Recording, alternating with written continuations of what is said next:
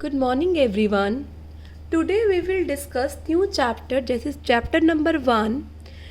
Topic is financial statement of not for profit organization.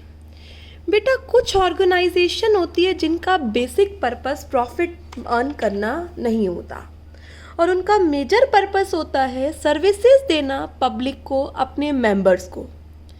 बेटा आपने सुना होगा क्लब्स हैं, हॉस्पिटल हैं, library, school, religious institution, charitable institution, कोई सोसाइटी है, ये सारे किसके अंदर फॉल होते हैं?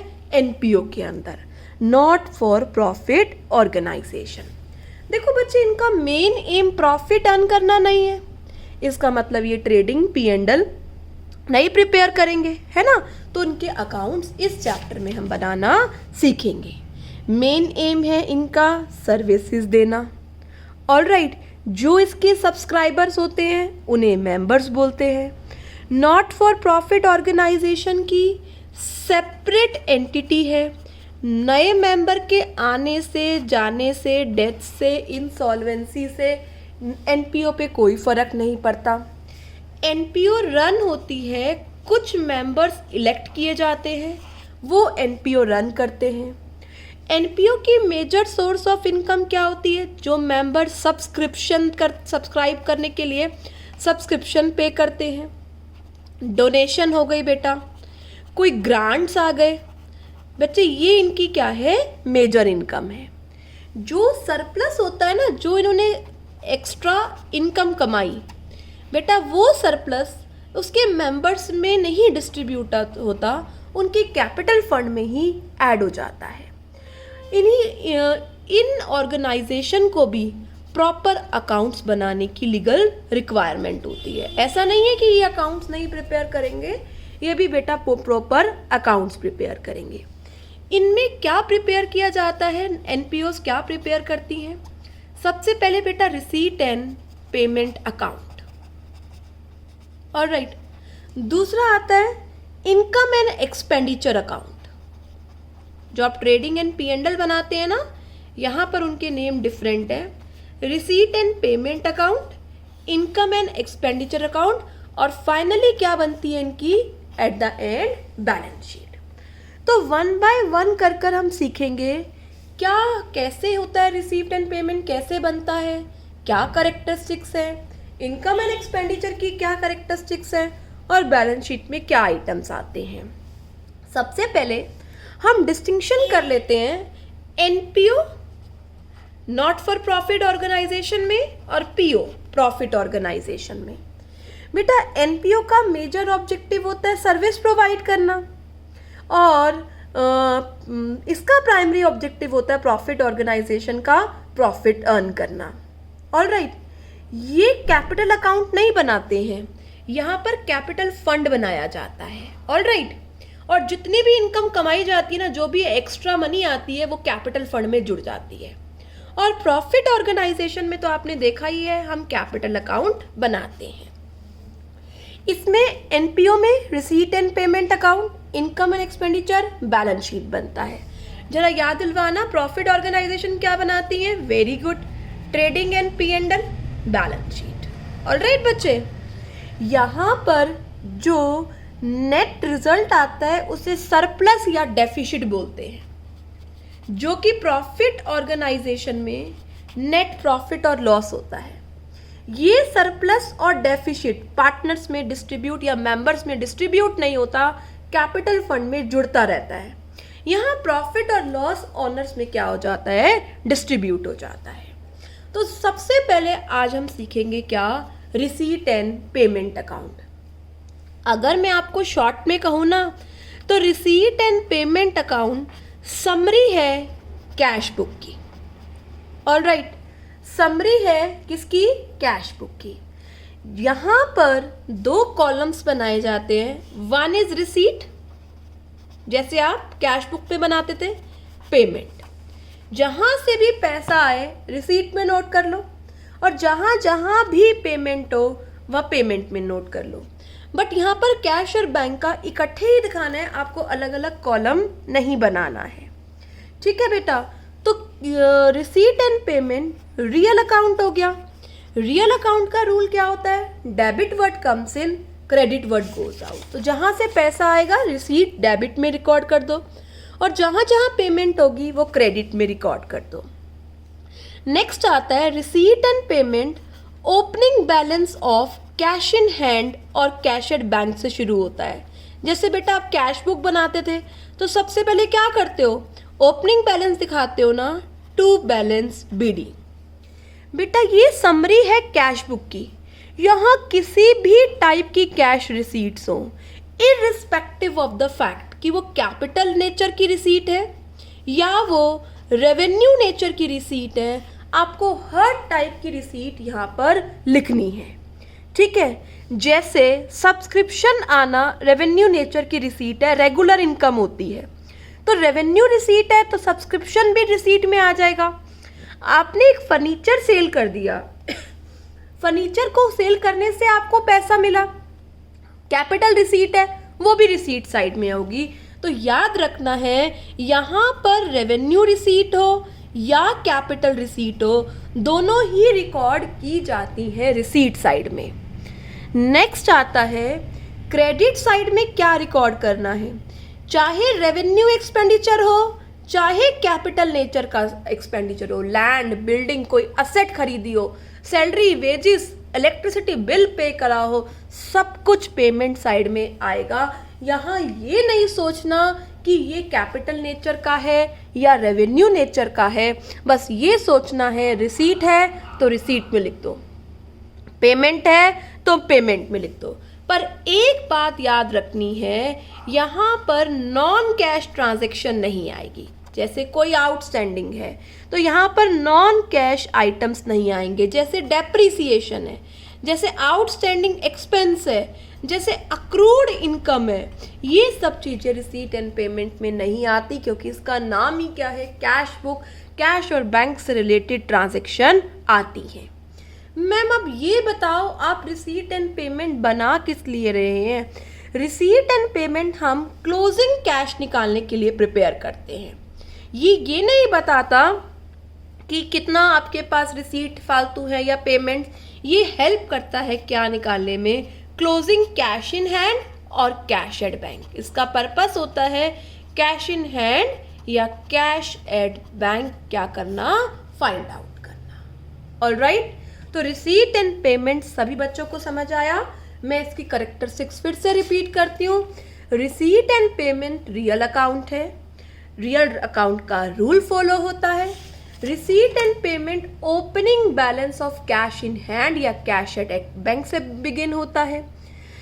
रिसीट एंड पेमेंट में डेबिट साइड सभी टाइप की रिसीट्स रिकॉर्ड होती हैं, चाहे वो रेवेन्यू हो चाहे वो कैपिटल हो। ऐसे ही रिसीट एंड पेमेंट की पेमेंट यानी कि क्रेडिट साइड सारे एक्सपेंडिचर रिकॉर्ड होते हैं, चाहे वो रेवेन्यू नेचर के हैं चाहे कैपिटल नेचर के हैं। रिसीट्स एंड पेमेंट हेल्प करता है closing balance of cash at bank और कैश इन हैंड निकालने के। ये याद रखना है रिसीट एंड पेमेंट बनाते समय नॉन कैश आइटम्स नहीं डाले जाते हैं। ऑलराइट, अब बात आती है रिसीट एंड पेमेंट अकाउंट और कैश बुक में डिफरेंस क्या होता है। Receipt and payment cash book के बेसिस पर प्रिपेयर होती है और कैश बुक कैश रिसीट्स और कैश पेमेंट जो डेली आती हैं उनके बेसिस पर प्रिपेयर होती है। Receipt and payment at the end of accounting year बनता है और आपको पता है कैश बुक तो डेली बेसिस पर बनती है। ये समरी है कैश बुक की और कैश बुक डबल एंट्री का पार्ट होता है बच्चे। रिसीट एंड पेमेंट यहाँ पर आप रिसीट और पेमेंट वर्ड यूज करते हैं इंस्टेड ऑफ डेबिट क्रेडिट, और कैश बुक में जनरली हम डेबिट और क्रेडिट साइड लिखते हैं। रिसीट एंड पेमेंट्स में कोई वाउचर नंबर कोई लेजर फोलियो नहीं होता, और आपको याद हो कैश बुक में वाउचर नंबर और लेजर फोलियो भी हम लिखते हैं। रिसीट एंड पेमेंट एनपीओ बनाती हैं और कैश बुक कोई भी बना सकता है, वेदर दे आर प्रॉफिट और नॉन प्रॉफिट ऑर्गेनाइजेशन। तो एक क्वेश्चन हम किसका करते हैं, आपको फैक्ट्स गिवन होंगे और आप मेरे साथ रिसीट एंड पेमेंट बनाएंगे। ये हमारी इलस्ट्रेशन नंबर 1 है। From the following particulars relating to rotary club क्या है बेटा? एक NPO है, New Delhi. Prepare receipt and payment account for the year ended 31 March. तो मैं हम क्या बनाने जा रहे हैं? Receipt and payment account. Year end में बनता है, लिखिए for the year ending, date given है 31 मार्च 2019। दो साइड बेटा इसकी, receipts amount, payment amount. Let us start. Cash in hand और कैश एट बैंक का ओपनिंग बैलेंस है, उतार लीजिए। To balance BD, cash in hand 7500, cash at bank 48,000। ठीक है बेटा, दोनों को आप मर्ज करके भी बाहर लिख सकते हैं 55,500। आगे चलते हैं। सब्सक्रिप्शन बेटा, सब्सक्रिप्शन 3 लिखी हुई है, 18 की भी है, 19 की भी है, 20 की भी है। मतलब 2018 में 2019 में कुछ 18 की भी आई है, करंट ईयर की भी आई है, आगे आने वाले साल की भी आई है। तो बच्चे आपको यहाँ पर कुछ नहीं सोचना कि वो पास्ट की है, करंट की है या फ्यूचर की है। यहाँ तो जो आ गया वो सब्सक्रिप्शन इनकम में लिखा जाएगा। सब्सक्रिप्शन 2018 15,000, 2019 2,20,000, 2020 6,000, 21,000 इसमें जोड़ दीजिए बच्चे, 2,41,000 आउटर कॉलम में लिख दीजिए। तो रिसीट एंड पेमेंट अकाउंट बनाते समय आपको ये नहीं सोचना वो पिछले साल की है, आने वाले साल की है या इस साल की है। नेक्स्ट आता है डोनेशन रिसीट। तो डोनेशन इनकम है, डोनेशन रिसीव्ड 25,000। नेक्स्ट आता है डोनेशन रिसीव फॉर पेविलियन। इसे बोलते हैं किसी पर्टिकुलर पर्पस के लिए एक पेविलियन बिल्डिंग बनानी है, उसकी आपको सब्सक्रिप्शन डोनेशन रिसीव हुई है। तो किसी भी पर्पस के लिए हो, ये रेवेन्यू नेचर की होती है, ये कैपिटल नेचर की मानी जाती है, जो पर्टिकुलर पर्पस की होती है। पर यहाँ नहीं सोचना आपको। नेक्स्ट आता है 8% इन्वेस्टमेंट परचेज, लिख दीजिए 8% इन्वेस्टमेंट परचेज करी है 2 लाख का। परचेज ऑफ रिफ्रेशमेंट पेमेंट है, परचेज ऑफ रिफ्रेशमेंट 12,000। रेंट पे किया है, लिख दीजिए bye rent paid it's 6,000। Next आता है entrance fees receive, okay, entrance fees income है, रिसीट साइड लिख दीजिए। होनोरियम, अभी मान के चलिए होनोरियम क्या होता है, कुछ सैलरी होती है, कब दी जाती है मैं आपको ये सब डिस्कस करूंगी थोड़ी सी देर में, सब वर्ड्स बताऊंगी मैं अभी आपको। पर पे किया है आपने तो इसीलिए मैंने इसको कहाँ लिख दिया है, पेमेंट साइड। नेक्स्ट आता है इंटरेस्ट ऑन 8% इन्वेस्टमेंट रिसीव हुआ है टू इंटरेस्ट ऑन 8% इन्वेस्टमेंट, कितना इंटरेस्ट रिसीव हुआ है 9,000। बेटा यहाँ आप कैलकुलेट करने लग जाओगे कि मैम इंटरेस्ट कितना बनता है, इतना तो रिसीव हुआ, इतना नहीं हुआ। यहाँ नहीं देखना बच्चे, यहाँ पर जो एक्चुअल अमाउंट रिसीव हुआ है या पे हुआ है वही रिकॉर्ड करना है। आगे आता है फर्नीचर परचेज, लिखिए बाय फर्नीचर परचेज 20,000। एक ओल्ड फर्नीचर सेल हुआ है हमें बस सेल वैल्यू लिखनी है, उसका लॉस प्रॉफिट का कोई मतलब नहीं है। To sale of old furniture. Sports material purchase किया है, by sports material purchased 80,000। Sale करी है रिफ्रेशमेंट, पैसा आ रहा है, sale of refreshment 30,000। Salary wages pay करी हैं, by salary and wages 74,000। Sport expenses 25,000 के हैं, 5,000 पे नहीं किया। बेटा हमें तो ये देखना है पे कितना हुआ है, आउटस्टैंडिंग का यहाँ कोई मतलब नहीं है। 25,000 में से 5 पे नहीं हुआ तो कितना दिखा दीजिए, 20,000।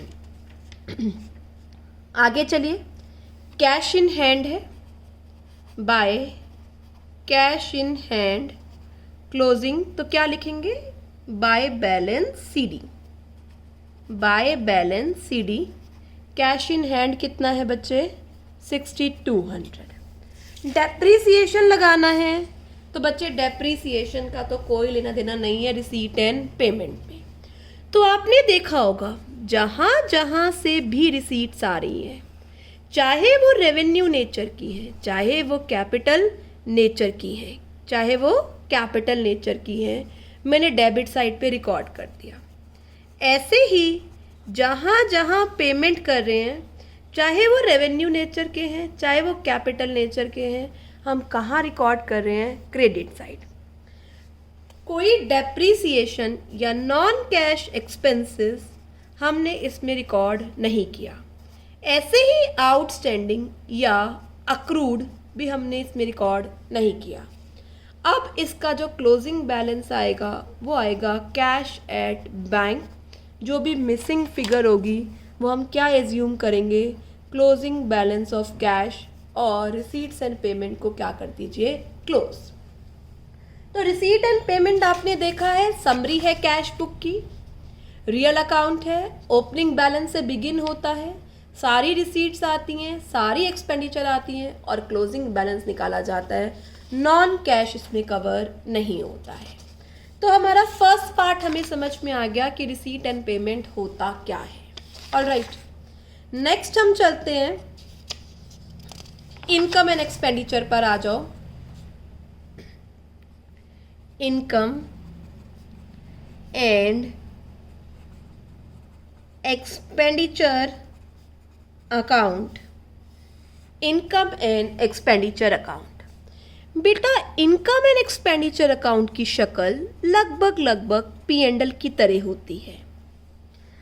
वहाँ पर हम नेट प्रॉफिट और लॉस निकालते हैं, बट यहाँ इनकम अगर एक्सपेंडिचर से ग्रेटर है तो हम वर्ड बोलते हैं सरप्लस। ऐसे ही अगर इनकम छोटी है या एक्सपेंडिचर बड़ा है तो हम वर्ड यूज़ करते हैं क्या, डेफिसिट। बेटा income and expenditure nominal nature का अकाउंट है, तो नॉमिनल नेचर के according debit all expenses and credit all incomes and goals, incomes and profits या गेन्स आप यूज़ करेंगे इनकम एंड एक्सपेंडिचर को बनाते समय। यहाँ पर याद रखनी है, यहाँ पर सिर्फ रेवेन्यू नेचर के ही आइटम्स आपको डालने हैं। कैपिटल एक्सपेंडिचर या कैपिटल नेचर कह देती हूँ मैं, कैपिटल नेचर के आइटम्स इसमें इंक्लूड नहीं होंगे, उन्हें आपको इग्नोर करना है। जैसे बेटा आपने एक फर्नीचर 20,000 का 15,000 में सेल कर दिया, कॉस्ट थी उसकी 20 और कितने में सेल कर दिया, 15 में, तो 5 का जो लॉस है वो आपको दिखाना है इनकम एंड एक्सपेंडिचर में। ऑलराइट, जो कैपिटल रेवेन्यू है क्या वो आपको नहीं दिखाना, सेल ऑफ 15,000 आपको इनकम एंड एक्सपेंडिचर में नहीं दिखाना। ऑलराइट, तो याद रखना है यहाँ रेवेन्यू नेचर के ही आइटम्स को इंक्लूड करना है। यहाँ पर बच्चे कोई ओपनिंग बैलेंस या क्लोजिंग बैलेंस कैश और बैंक का, कोई ओपनिंग बैलेंस नहीं होता कैश और बैंक का। बट इसमें जैसे आप ट्रेडिंग और P&L में एडजस्टमेंट करते थे, अगर आपको याद हो, आउटस्टैंडिंग की, प्रीपेड की, अक्रूड की या अनअर्न्ड की, वो सारी एडजस्टमेंट आपको इसमें करनी है। लेट अस रिकॉल, अगर आउटस्टैंडिंग होता था ऐड कर देते थे, प्रीपेड माइनस, अक्रूड था इनकम ऐड, और अर्न होती थी तो आप क्या कर देते थे, माइनस। यहाँ पर भी वही सारी एडजस्टमेंट करनी है। यहाँ पर आप सिर्फ करंट ईयर से रिलेटेड ही चीज़ें दिखाएंगे जो करंट पीरियड की हैं। इसीलिए इस साल का आउटस्टैंडिंग है तो आपने ऐड किया, इस अगले साल के लिए है तो आपने माइनस किया, इस साल की इनकम है ऐड किया, आने वाले साल की इनकम है क्या किया, माइनस किया। ऑलराइट, पर याद रखना रिसीट एंड पेमेंट में अभी आपने देखा सब्सक्रिप्शन प्रीवियस ईयर की थी, सब्सक्रिप्शन करंट ईयर की थी, या सब्सक्रिप्शन आने वाले फ्यूचर ईयर की थी।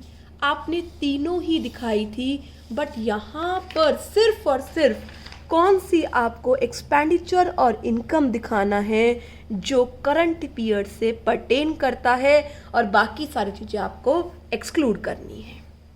इसका पर्पस होता है, इनकम एंड एक्सपेंडिचर अकाउंट बनाने का पर्पस क्या है, सरप्लस और डेफिसिट निकाल सकें आप। अगर आपकी क्रेडिट साइड, जैसे कि अभी हमने बात करी credit all income, income exceed करती है debit side, debit side means expenditure, तो हम उसको यहाँ पर क्या बोलेंगे, सरप्लस। ऐसे ही अगर डेबिट साइड एक्सीड करती है credit side means expenditure, exceed करते हैं इनकम को, तो वर्ड क्या यूज़ करेंगे, डेफिसिट। ऑलराइट, तो ये सब बातें आप अपनी नोटबुक्स में लिखेंगे, बुक्स में से पढ़ेंगे भी सही। Income and expenditure nominal nature का अकाउंट है, रेवेन्यू नेचर के आइटम्स आते हैं, चाहे वो रेवेन्यू एक्सपेंडिचर हो, चाहे रेवेन्यू रिसीट हो। कोई opening closing balance of cash नहीं आता यहाँ, और जो एडजस्टमेंट आप P&L में सीख कर आए हो वो सारी एडजस्टमेंट करनी है। कोई इनकम एंड एक्सपेंडिचर जो करंट ईयर का से बिलोंग नहीं करता उसे आप यहाँ पर रिकॉर्ड नहीं करते, एक्सक्लूड कर देते हो। और पर्पस क्या है, सरप्लस और डेफिसिट फाइंड आउट करने का। तो बच्चे आप मुझे कंपेयर करके बता सकते हैं कि रिसीट एंड पेमेंट और इनकम एंड एक्सपेंडिचर में क्या डिफरेंस है। Yes ma'am, receipt and payment की शक्ल कैश बुक की तरह होती है, बट इनकम एंड एक्सपेंडिचर की P&L की तरह होती है। रिसीट एंड पेमेंट में डेबिट साइड रिसीट आता है, क्रेडिट साइड पेमेंट आता है, और इनकम एंड एक्सपेंडिचर में क्रेडिट साइड इनकम आती है और डेबिट साइड क्या आता है, एक्सपेंडिचर। ये रियल अकाउंट है, ये नॉमिनल अकाउंट है। ये opening balance of cash in hand and bank से शुरू होता है। इनकम एंड एक्सपेंडिचर का कोई ओपनिंग बैलेंस नहीं है। इसका क्लोजिंग बैलेंस भी कैश इन हैंड या कैश एट बैंक दिखाता है। इसका क्लोजिंग बैलेंस सरप्लस और डेफिसिट दिखाता है। रिसीट एंड पेमेंट में रिसीट और पेमेंट दोनों नेचर की आती है, चाहे वो रेवेन्यू है चाहे वो कैपिटल है। बट इनकम एंड एक्सपेंडिचर में सिर्फ रेवेन्यू नेचर की रिसीट और एक्सपेंडिचर आते हैं। ऐसे ही इसमें सभी रिसीट एंड पेमेंट, चाहे वो करंट की हो, चाहे वो प्रीवियस की हो, चाहे वो नेक्स्ट ईयर की हो, रिसीट एंड पेमेंट में सभी पीरियड की रिसीट्स और एक्सपेंडिचर आते हैं। बट इसमें रिसीट और एक्सपेंडिचर सिर्फ करंट ईयर के आते हैं। ऑलराइट, इसमें कोई एडजस्टमेंट नहीं होती। इसमें प्रीपेड, आउटस्टैंडिंग, अक्रूड, अनअर्न की एडजस्टमेंट होती है। इसमें आप सारे आइटम्स, कैपिटल, रेवेन्यू सब इंक्लूड करते हैं, तो यहाँ बैलेंस शीट बनाने की ज़रूरत नहीं है। पर इनकम एंड एक्सपेंडिचर जब बना रहे हैं तो उसमें तो रेवेन्यू नेचर के आइटम हुए, तो बाकी कैपिटल के कहाँ गए बच्चे, इसलिए आपको बैलेंस शीट बनाना जरूरी है।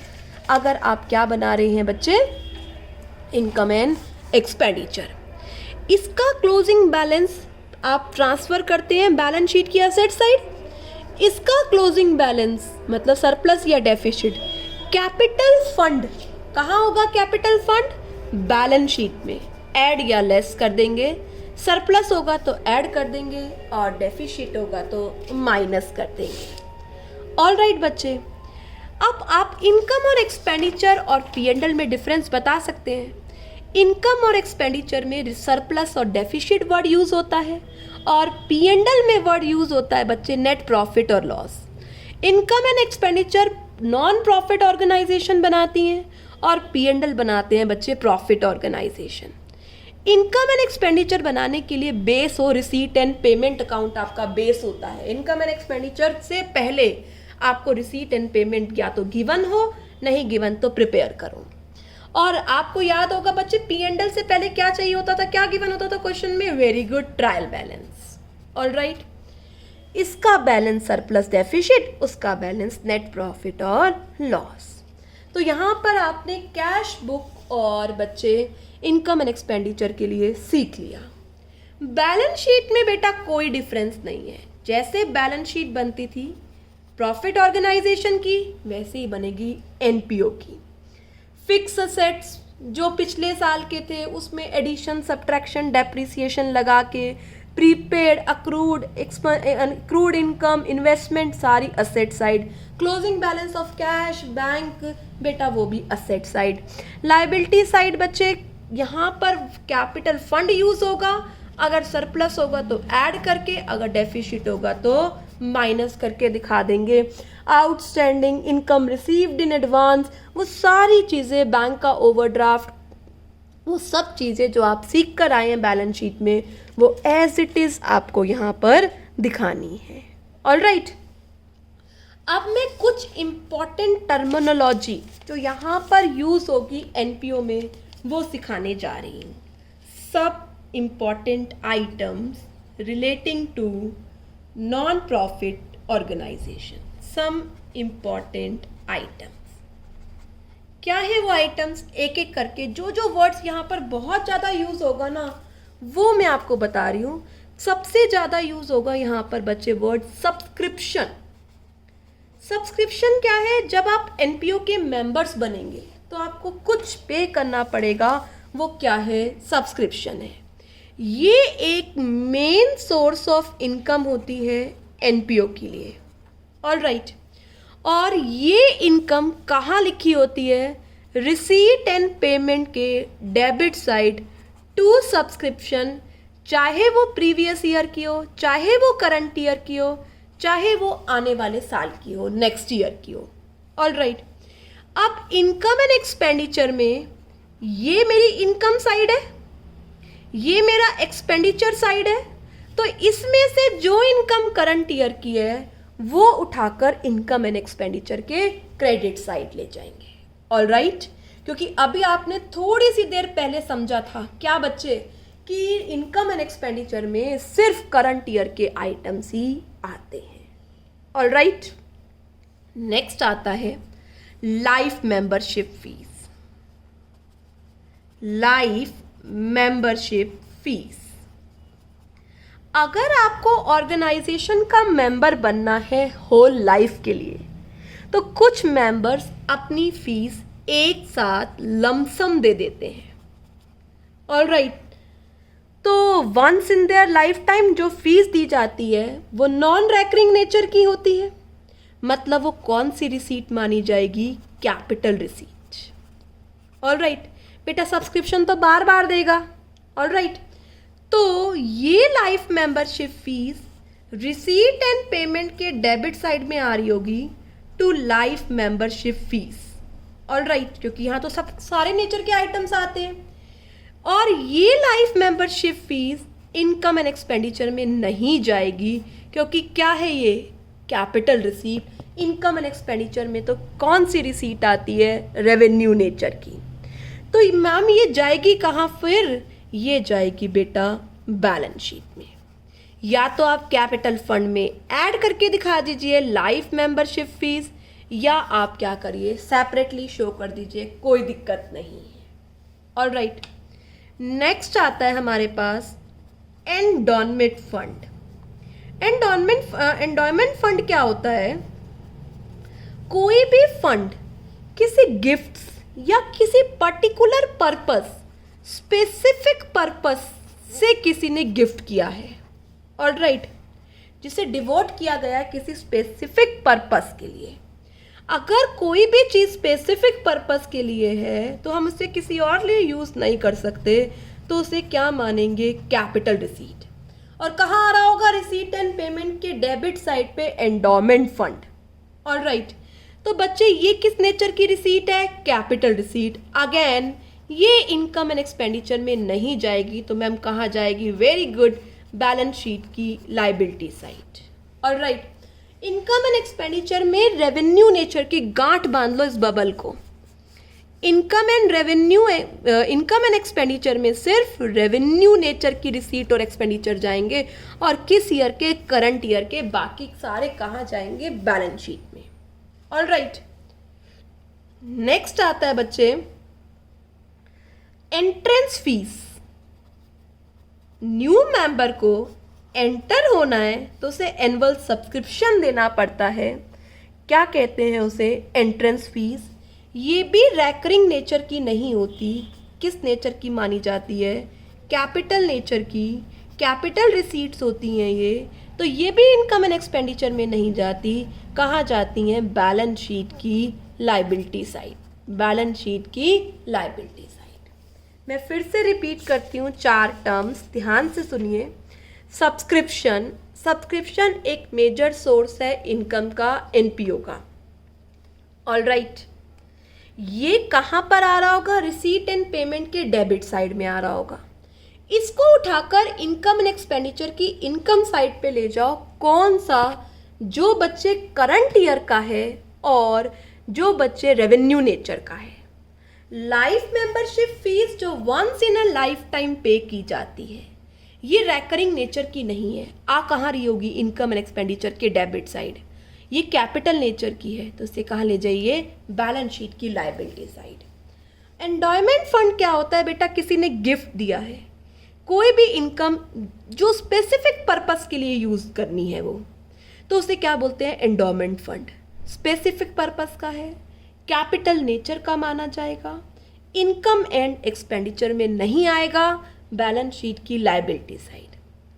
एंट्रेंस फीस, ये भी जब आप आते हैं तो न्यू मेंबर से मिलती है, तो ये भी रैकरिंग नेचर की नहीं मानी जाती, तो ये भी कहाँ जानी चाहिए? Liability side. बट यहाँ पर एक स्टार मार्क लगा के बड़ा इंपॉर्टेंट पॉइंट है, लिख लो। अगर एग्जाम में स्पेसिफिक इंस्ट्रक्शन गिवन नहीं होगी तो मैं एंट्रेंस फीस को क्या मानूंगी बेटा? रेवेन्यू रिसीट मानूंगी। अगर गिवन है एंट्रेंस फीस किसी पर्टिकुलर पर्पस के लिए है तो कैपिटल रिसीट। अगर सिर्फ वर्ड एंट्रेंस फीस लिखा हुआ है तो मैं इसे क्या मानूंगी? Revenue receipt मानूंगी। और बीइंग अ रेवेन्यू रिसीट मैं इसे इनकम एंड एक्सपेंडिचर के किस साइड ले जाऊंगी? Credit side. ऑलराइट, अगर एंट्रेंस फीस के साथ लिखा हुआ है कि आपको इसे कैपिटल रिसीट मानना है या कैपिटलाइज करना है, तो सेम बच्चे बैलेंस शीट की किस साइड जाएगी? Liability side. आज पहले आप इतनी थ्योरी पढ़िए बेटा, कल मैं इससे रिलेटेड और पॉइंट डिस्कस करूंगी। ऑलराइट, आपको एक एक वर्ड थ्योरी का पढ़ना है और अपने डाउट्स पूछने हैं। Alright student, good bye, have a nice